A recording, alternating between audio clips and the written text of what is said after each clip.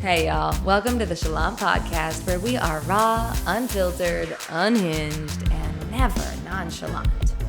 If you have questions about anything we talk about, slide in the DMs at the Chalant podcast on Instagram or TikTok, or subscribe at patreon.com/the Chalant podcast.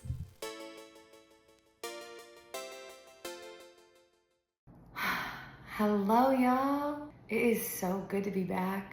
Back with you, and honestly, back with me. It's like something clicked today where it was like you're ready to just be back in alignment. You're ready. The last 6 weeks, y'all, has been the craziest shitstorm of my life. Like incredible things, hard things, crazy things. We'll catch up. This will be a whole catch-up episode. But it's so incredible to feel like, it just feels like coming home. That's what it feels like. It feels like coming home to myself, to my purpose, to just like what's actually right. To be back, just me by myself here talking to you guys. I love this feeling so much, and I'm so happy to be back. So basically, about 6 weeks ago, I burnt the fuck out. I was working full time. I was, having a social life and trying to do the podcast all by myself, making merch. I was so inspired. It was so fabulous, and I loved every second of it. And then there came a moment where I was like, meltdown. I can't keep this up. I cannot be this crazy busy all the time. I sort of screeched to a halt. I let go. I let myself just go have a little bit of fun, which is, if you know me, hard. Not that I don't like having fun, but when I have a project or when I'm kind of a motor. It's like when I've set my mind to something, I do it, and I can't stop until it's done. And so the fact that I said there are going to be new episodes every week, it was like I was feeling this pull to do what I said I was going to do. Then eventually I was like, Alethea, no one cares. It's okay. You're not going to lose anybody. Everything's going to be okay. Give yourself what you need. So I ran around having fun with my friends, going and getting yoni massages, of which I ended up having 3. I tell you about the first one in an episode that'll be coming soon. Most life-changing shit in my life. It was, I'm going to say that a lot about everything that's happened in the last 6 weeks. But that's kind of where it started. It was like I just started to get this feeling as I kept trying to come back and trying to release stuff and edit. And I was like, I can feel that I'm pushing it. I can feel intuitively I knew it wasn't right. And anything that I would release or any way that I was going to move forward was just not going to be helpful and not going to work, because I felt it in my bones that I was like, everything's about to change. I don't know exactly how. I don't know exactly why, but I had to really trust that when the right time came, I would come back. I knew I would eventually, but I didn't get to decide how long that took. And for me, that's hard because we love control over here. And I'm trying I'm really working with that, and I've let go of so much of it, and I've surrendered so hard, riding this wave of going okay, there's this thing that I feel is so part of my purpose, and I'm loving it so much, and now I'm feeling like I have to put it down for a while. Felt kind of insane, and it was like, no, Alethea, you gotta let go, trust your body, trust your intuition. And so I did, and I just kind of let go of having myself on the hook to produce anything, to make anything, to put anything out. I stopped putting stuff on Instagram. There was one moment where I was like, okay, no, I'm gonna do it. And I posted on Instagram again, and it all blew up. It was something that we had missed something, and then it was just a whole thing. And I was like, okay, I'm seeing you, I'm hearing you, I am trying to push this, and it's not gonna work that way. And so I got a yoni massage, and it changed my whole life, and I felt like I got a relationship to positive touch for the first time in my life. And then I very clearly heard that I needed to go back again. And I did a lot of processing that week, a lot of letting go. And there was a moment where I ended up calling Megan and was like, I get it. I have to choose to let this go. Whatever is trying to release out of that part of my body, whatever trauma is sitting there, I have to choose to let it go. And that feels scary because it feels like everything's gonna change if I do that. And so she helped me through that. And then I was ready to schedule my second one, which I did. And we did release a whole lot. It was super cool, actually. I feel like I could see, it was like this trauma wasn't mine. It had been passed down to me. And I could see the person whose it was. I just got this vision in the middle of the session of this little girl who I see all the time, who I thought was my version of my inner child. But it was weird because she never looked like me. And so it was like just the first time I ever did an exercise where I had to like see my inner child. This is who I saw. And I was so sad for her. It was such a sad scene. But as I went through my second massage, I was like, oh my God, that's not me. That's like the little girl whose trauma I'm holding. And so that was really crazy and like big release. All this time, I'm like getting closer to some friends. We're talking about moving to a beach house, which is no longer happening. We're kind of gearing up to start looking. I go for my third massage because I knew as my second one was over, I looked at the practitioner who's incredible. She's the best. And we both agreed. I was like, I feel like I have one more. And she was like, yeah, I think you do. And so we scheduled it for the week after, the day before I was going to a silent retreat for 3 days. So I was like, perfect. I'll have the space to just process. Guys, this like processing is no joke. That's something that I've really been learning in the last 6 weeks. It was like this whole yoni massage thing. It was I was like, okay, it's just a thing I have to do. Like, I'm just gonna go get it done. Wrong. I needed to build a nest for myself and give myself the time and space to process. I was not being kind to myself. I've really learned in the last 6 weeks how not kind I've been being to myself. We have grace and compassion and love, but I'm really focusing on letting that go and changing that. And, I'm letting myself off the hook. I'm not podcasting. I'm honestly not doing a whole lot of anything that's really moving me forward in the way that I want to move forward in. But I'm just hearing so clearly, like, don't do it yet. Don't try. It was like my body was just rejecting doing any extra work. So I would go for my third, and in the middle of the third, I had so many it was just like the coolest thing in the entire world to feel things like parts of my muscle tissue release and like trauma release out of them. It was like there was one moment where I went, oh my God, I get to work out again. Like I used to be a little gym rat. I've probably talked about this already. I used to be a little absolute gym rat. Was quite thin my whole life, never had to work that hard at it, though I was in the gym like 5-6 days a week, pushing myself way too hard. But, naturally I was thin. And then all of a sudden when I was dating my ex, my body just blew up. It was like overnight, gained 40-50 pounds, couldn't even recognize myself in the mirror. And it's been something that I've really struggled with in the last 6 years. It's like my head wants to work out, but my body is really rejecting it. And even apart from the weight, it just doesn't feel good. It doesn't feel good to be stagnant. I'm the kind of person who likes to use up my energy in the day. And so it just, I was feeling sluggish. I wasn't feeling like my body was mine. Not that it needs to be thin in any way, shape, or form. Every body is beautiful, and I've learned to love the shape that I have now and just, accept it and give it love. But it just still didn't feel like mine. It was like, this doesn't make sense. Like there's something, I can still feel that something's wrong, But I would go through these phases where I would work out a little bit, and then like 3 days in, my body would just be like, nope, we're not doing this. And it didn't feel good. Like it didn't feel like I was doing something good for my body. There's a difference between when they're like good pain, when you're working out and you're pushing yourself a little bit. And I could really clearly feel my body being like, this is not good for us. We don't want to be doing this. And I was like, I just couldn't for the life of me figure it out. I've worked on it energetically. I've like done everything I possibly could think of to heal everything around it. And I knew that it really came down to safety. I knew that it was coming down to protection. Of course, that often comes down to sexual trauma for women. I'm sure for men too. I don't know about that as much, but I knew that it had to do with that because of where the weight was sitting on my body. It was like around the bottom of my torso, my inner thighs. And so finally I knew I needed to go do this yoni massage in order to release whatever was keeping me feeling unsafe. And so it made sense that in the middle of this third massage, all of a sudden I was like, oh my God, I can work out again. It was like drop of the hat, completely changed. And I have been able to, and it's been feeling good, and I don't feel like I have to push myself. There was also a moment, I think in the second one, maybe the third, I think the second, where she was pressing on a certain spot, and all of a sudden I was like, oh my God, I just met myself. It was like I started sobbing, and it's like, I feel like it's like seeing a friend that you haven't seen in forever. And the moment that you see them again, like you pick them up at the airport or whatever, and you see them again, and it's like your whole body just releases and you're so happy to see them and you hug them so hard. Like that's what it felt like, but it was me. It was like, oh my God, you're back. Like, hello, I see you. I know you. I'm so happy you're here. Yeah, it was just the coolest thing ever. It was the coolest thing ever. The third one that I went to, it was like, okay, let's just like get down to business.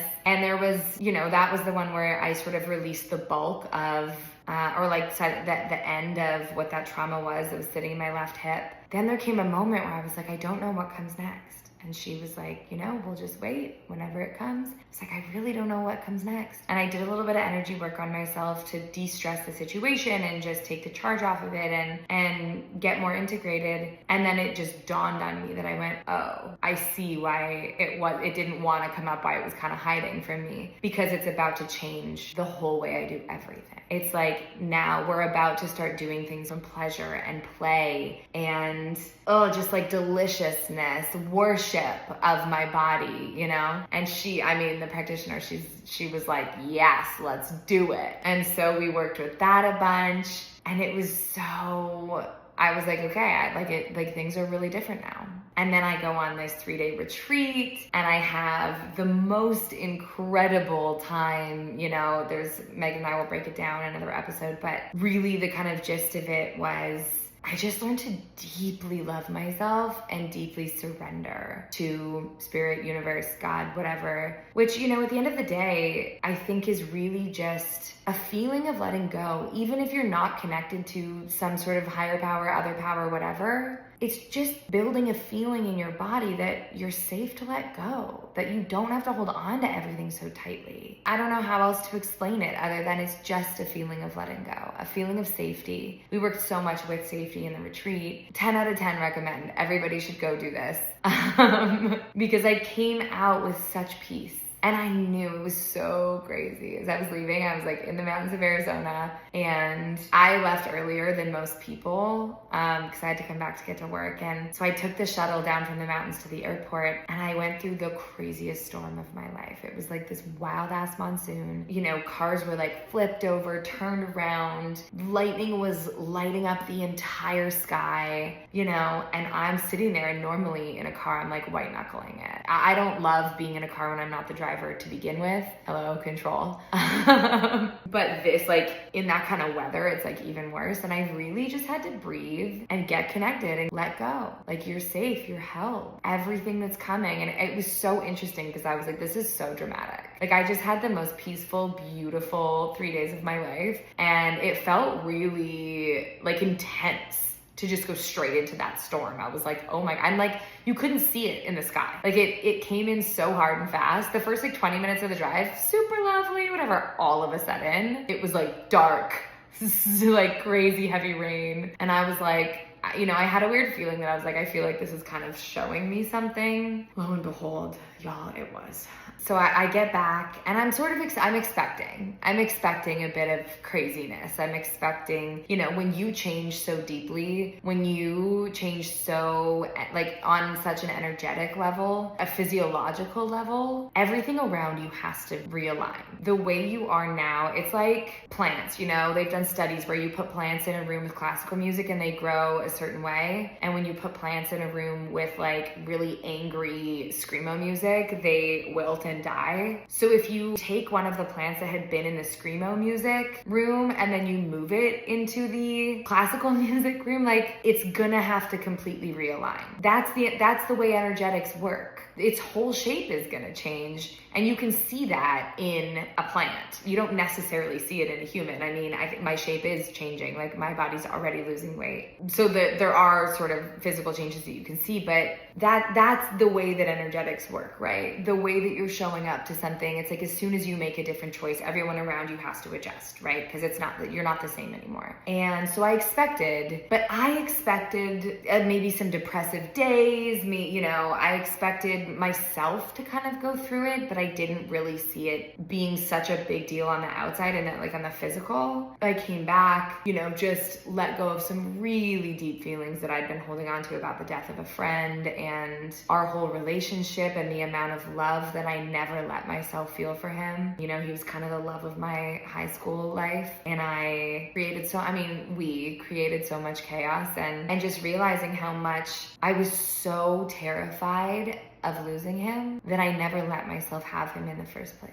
I just shut my feelings down and I went, we're gonna be best friends and I'm not gonna ever allow myself to get actually close to you. And now he's actually gone. And that really, like, processing those feelings and allowing all of that love to move through me, woof. Called my childhood best friend, Casey, who, you know, we all grew up together. It was like middle of the night, 2 a.m, and she has kids and I'm trying to be so mindful of that. And I was like, I need you. I don't usually say things like that, but I was like, I need you really badly right now. And she called me and I couldn't even speak. Like, I was so full body heaving. I was like hyperventilating. I couldn't get any words out whatsoever. And bless her, she just sat with me while I cried. And I eventually was able to vocalize and she was so beautifully there for me, just asking questions. And, you know, just after that happens, I end up getting in a huge fight with someone who's very dear to me. And, you know, years and years of things are coming to the surface and I'm being really faced with where I don't want to take responsibility and where I want to push things away and I don't want to deal with things. And, you know, in the end, I was kind of looking at it and going, I know the right answer is to let go and apologize and let myself love this person. But it was the same theme that I went, in the past, the way that I loved this person wasn't good for me. It was like my subconscious took it as like, that's a dangerous thing to do because you're gonna lose yourself. And this was nobody else's fault. This was, you know, just the way that I processed it at the time when I was younger. And it felt so like, if I give you anything, I have to give you everything. And so the idea of letting go and of letting this person in and allowing myself to just love them completely was like too much, too scary. And I'm also house hunting at this point. I'm like exhausted. I take a red eye back. I work that night. The next night, I'm like crying all night. The night after that, I work again until the middle of the night. Like, it was just crazy. I get home at 2. I get up at 6. I'm out house hunting all day. I go back to work, I get home at 4. I'm like, it was nuts. I am exhausted at this point. And the craziest thing happened. You know, I was out house hunting on that weekend and I had meditated and prayed and done my thing on the beach, and I finished doing all that. I was really just kind of raw and open, and I opened my texts and I have a text from this fight I'm having and I just lost it. Like, I just absolutely broke down. Full body sob, like again, it was probably half an hour that my friends just held me on the beach at night. And the next morning, you know, we were all out for breakfast, and I won't get into the details, but basically the friendship completely blew up. Completely. I went from that cry the night before was the first time I allowed myself, I felt fully safe to be with people, allow myself to take up the space to just have the meltdown. And I didn't feel like I had to close it off. I didn't feel like I had to like repay them because I was taking up too much space. I wasn't scared that they were uncomfortable with my feelings. Like, it was the most beautiful surrender in the entire world. It was like this thing I've been looking for my whole life. And they were so beautiful about it. And then the next morning, the friendship completely blows up. Completely. I'm absolutely blindsided. Ended up getting really furious. Walked away. Was like, I need some space. And guys, number one, I'm so proud of myself for getting angry. That's another thing that's been a big theme in my life is not connecting to my anger in that way and not being able to express it in the moment or feel like it's allowed. And I was sitting there listening to what was going on. And as it started to dawn on me what was really happening, I let the anger come out and I completely expressed it and said, what's going on right now is not okay. And I had known that feeling from my ex. It was like, I feel like I'm being gaslit right now. And this isn't mine. Like, this is yours to process. This isn't mine, but you're putting it on me right now. And that's not okay. And I just fully let myself express that. I was not mean. I was straightforward. I said, this is what I'm angry about. I'm really angry. And this is what I'm angry about. The way that this is happening is not okay. I left and I called Megan and was like, the craziest shit just happened to me. Oh my God.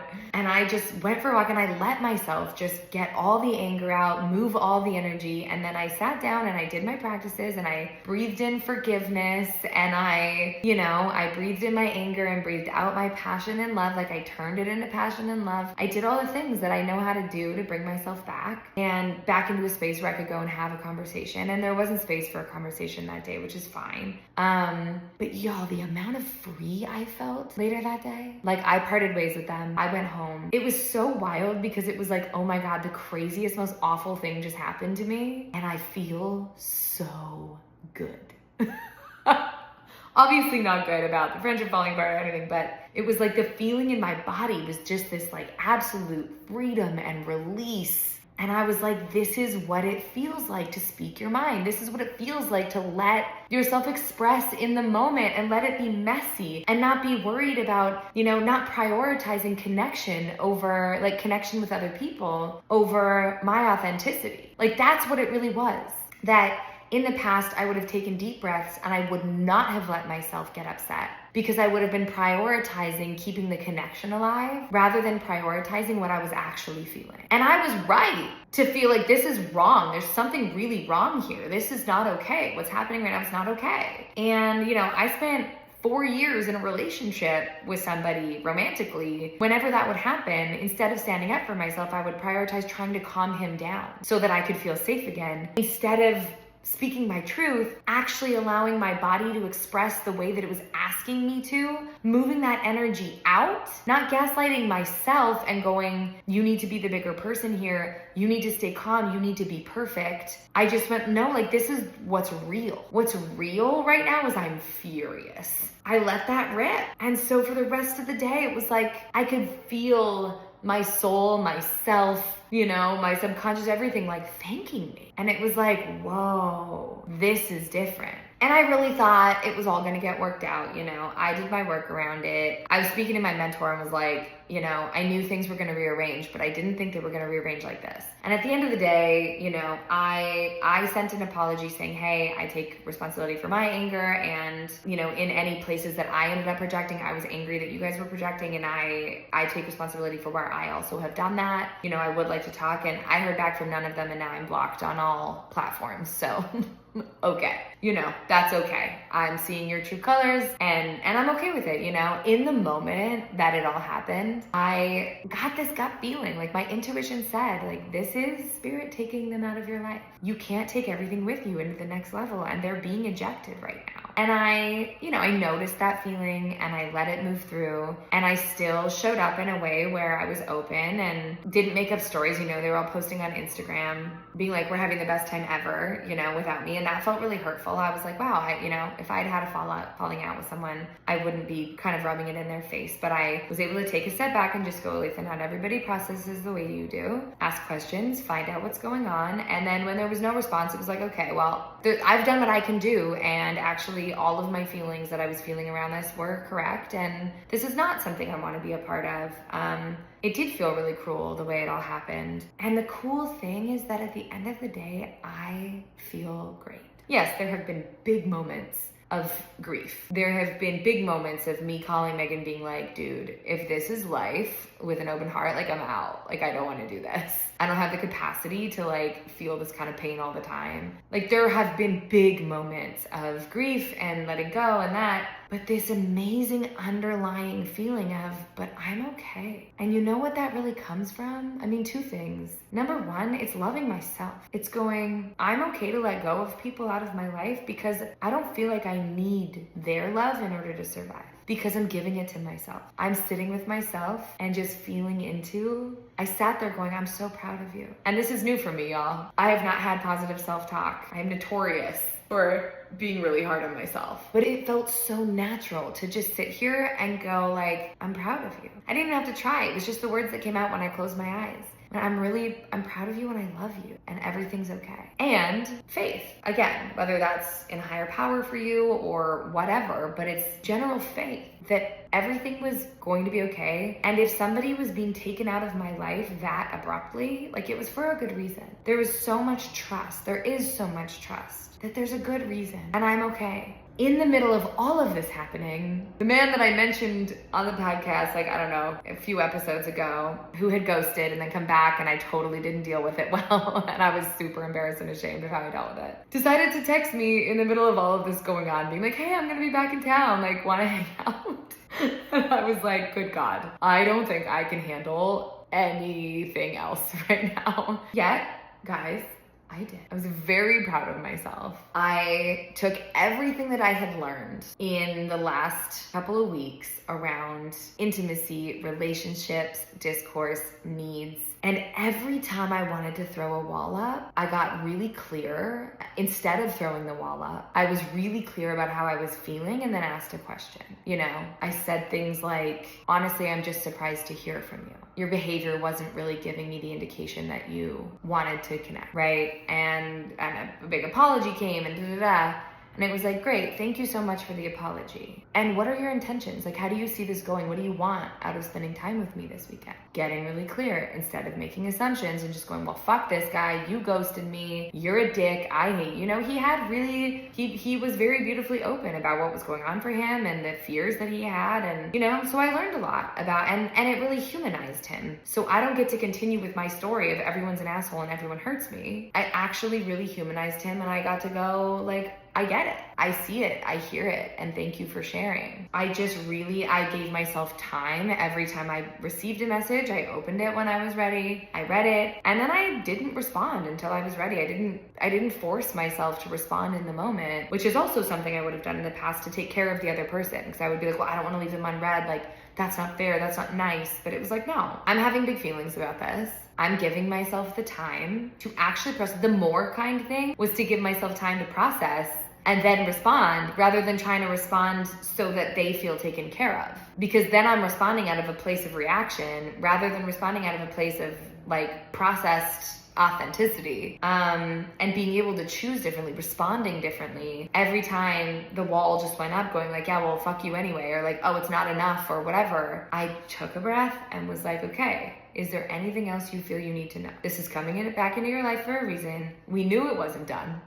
We knew last time that like he was gonna come out of the woodwork at some point. And just allowing myself to follow instead of judging myself and going like, you know, if you hang out with him, you're an idiot. Like, you've already seen his true color. You know, everybody that I talked to was like, oh my God, please don't hang out with him. And I was like, you know, I can just feel like there's something here for me. I feel that there's a lesson, there is something. And so I'm just gonna see it through. I'm not gonna make any promises. I'm not gonna throw myself in and go and like have sex with the guy. I'm just gonna keep asking questions until I get what I need. And maybe at the end of the day, that means that I end up connected to him. Maybe at the end of the day, that means that I end up walking away. I don't actually know. But until I have all the facts, until I've asked all my questions and been really clear about how I'm feeling, right? Because he can't know how I'm feeling. Like, yes, we have assumptions like you should never ghost somebody. Of course. That being said, I've totally done that, assuming that they didn't give a fuck about me, assuming that they didn't care and they wouldn't even notice if I didn't text them back. It wasn't because I was an asshole. It wasn't because I was like trying to be hurtful. You know, we all have our reasons. We all have our things. You know, I spent the whole last like 4 days going back and forth with this person, just asking all my questions and saying, hey, like what I'm hearing is this. Is that how you're actually feeling? Or tell me where your head's at, you know? Saying the story that I'm telling myself or what I'm getting out of this is this. At one point I said, so I'm hearing that your life is really full, but when you're here for work, you have time. So hanging out is a one-off. Is that correct? And then I got a full response about how it wasn't a one-off and that he wanted to spend more time, you know, blah, blah, blah, blah, blah. And I feel so much more. I could have at any point said like, no, I just don't want this. And I have arrived at that. You know, I knew at the end of the day that that's where I was going to arrive. I was pretty sure that's where I was going to arrive, but I hadn't arrived there yet. So I gave myself the space to just ask questions and keep being honest and hold myself accountable for being open and vulnerable as well. And firm, being very clear. Hey, this is what I'm hearing. What do you think about that? Or this is the way that made me feel. Was that your intention? I've learned so much about being really clear about my needs throughout all of this. The fight that I was getting in all week was like everything that I wanted from that person is something that I also need to show up and do. It was like by explaining to them how they could have dealt with it in a way that would have been more helpful for me. It was like, oh, well then I can do these things too. I can be more clear about my needs. And so now arriving to this place, it's like I knew that even if this person showed up for me, we ended up spending time together this week and it was lovely, whatever, I also knew that there are other things going on in his life that I think are deal breakers for me, I couldn't kind of shake this feeling that even if we do hang out and it goes well, like there's so much more to be kind of dealt with before I would want to be, like it just kept feeling like not enough, not enough, not enough. And so I was just being aware of that feeling. Why does this still feel like it's not enough? I'm getting the apology, I'm getting the vulnerability, I'm getting the effort. Of course, right now it's just words. I haven't actually seen changed behavior. But that being said, I can give space for changed behavior. Like that has to come later. But then I finally realized this morning, it clicked. I have a pattern of wanting to teach. I have a pattern of feeling like I need to teach and like loving a project. That's what it is. I've been my own project for the last 8 years. And the way that I see myself is the way that I see everything else, right? The way you do one thing is the way you do everything. So if I'm constantly in self-improvement mode, constantly in it's not enough, it's not good enough yet with myself, that's how I'm gonna also treat everybody else. Looking around these friends that just got ejected out of my life, I was very aware. They're lovely people. Well, I don't know if they're lovely people anymore, but as far as I could see, it was like they're lovely people and they were years and years behind where I was in terms of their healing journey. And I have grace for that and I have compassion for that and love for that. But I realized yesterday that I so desperately wanted friends that I hid the part of myself. I tried to change myself in order to be on their level. Instead of going no, I can be your mentor and you can pay me for that. And then I'll teach you how to be on my level. And I'm not saying level in terms of an ego thing or I'm better than anybody. It's just that I've done a fucking lot of work on myself. I've worked very hard to be as healed as I am and to not be in my bullshit and to not have fear running my life and to be grounded. And so when I see somebody who comes into my orbit who is still letting fear run their life and who is still acting out of a not grounded place and who's still in victim, it's on me, I've allowed so much of that in my life because that's where I've felt safe, where I know the answers. So I keep attracting these people where I'm further along than them and I know all the answers. That's where I can shift. That's how I was feeling about this person. Was even if we hang out, even if you make all of this better and you start showing up for me, there are all these other things in your life that are going on that are not where I want you to be. And it really just hit me that I went, okay, if you are not the person that I'm going to date, the person that I'm going to give my time to and my energy to is substance free, is not using substances to cope. They are fully on their purpose. They're very purpose driven. They've done the work on themselves. Obviously it never stops. You're always a work in progress, but you've done enough work that you're taking full responsibility for your life and your stuff. I don't have to teach you anything. On the contrary, you're making me also feel safe because you're taking full responsibility. A person that's not in victim mode anymore. We all fall into it sometimes. We all, but when you're fully living from that place, I'm not coming down to pull you out. I'm not going to teach you how to come to my level. Those are my prerequisites. And it's it doesn't matter if you call me every day. It doesn't matter if you start showing up for me in that way. If all of those things are not happening in your life already, then you need to pay me to help you. I've not been seeing my worth in that way. Where I do have all of this knowledge and I have all of this experience and expertise, I've allowed my lack of discernment and my need to fit in to allow myself to spend all my time with these people that are ending up draining me. And then I'm feeling like an asshole because I don't always want to be telling them what to do. But when I don't agree with anything they're saying or anything they're doing, I'm like, well, then what other position can I be in? It's like, great, the position where you have high enough standards that the people who get to just be in your life as friends, as partners, have already done all the work you've done, or are in a place where they're taking full responsibility for their lives. They inspire you. You inspire each other, right? Like, that's on me. And again, I'm not saying anything shitty about anybody. I'm not criticizing anybody. We're all wherever we are on the journey. That there's no problem with being where you are on the journey. The issue was that I was not having enough self-worth. I was not having enough boundaries to say, actually, if you want my time and energy, all of these things already have to be true about you. Potential is not enough, because then we end up in a situation where I'm always telling you that you're not enough. And that's on me. If I meet somebody and I feel like we're not on the same playing field for some reason, and it same goes for me, right? I pay my mentor to mentor me because she has like 20 years on me of doing this stuff. And so I give her money for that. And we love each other dearly. But when we go, sometimes we go for tea. In those times, we're just friends and we just get to talk. But for the most part, I'm paying this person because they have more experience than me. And I wasn't giving myself that validation before today.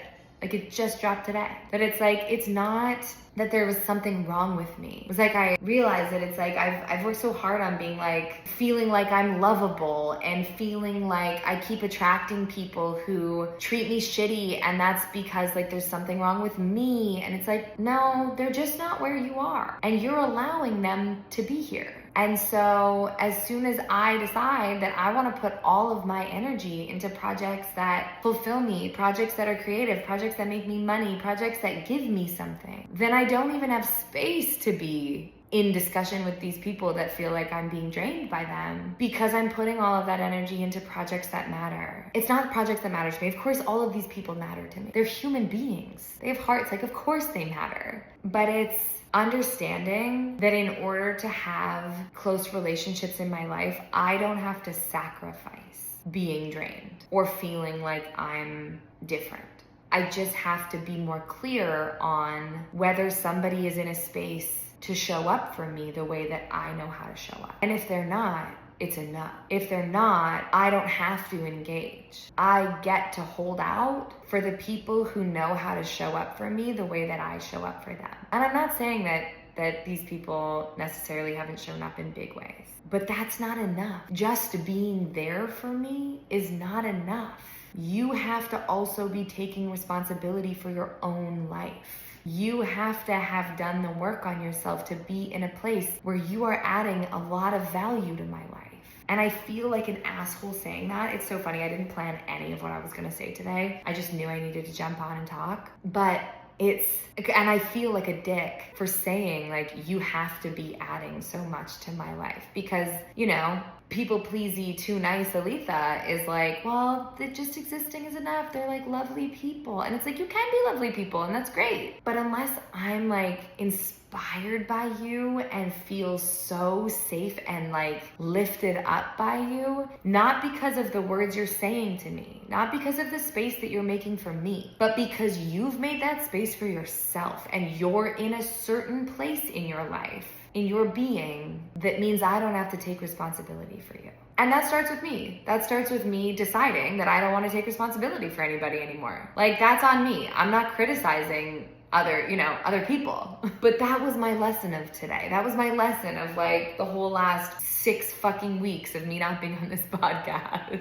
It's like so much was changing, so much was growing, and I am glad that I gave myself the space to just land in this new place. But welcome to the new podcast, basically. I still have things that I'm going to post from before, but y'all, I just want you to ask yourself, are these people taking from me? Or do I have to change myself to get along with them? Are they where I need them to be in order to be in my life? And I don't know if that makes sense to anybody else, but that's the way that it makes sense to me today. So if you have questions, if you want clarity, let me know. As always, I'm so glad to be back. It feels so good to be here again. And I love you. I love me. We're a happy family. That was the most nerdy thing I've ever said in my life. Anyway, y'all, till next time.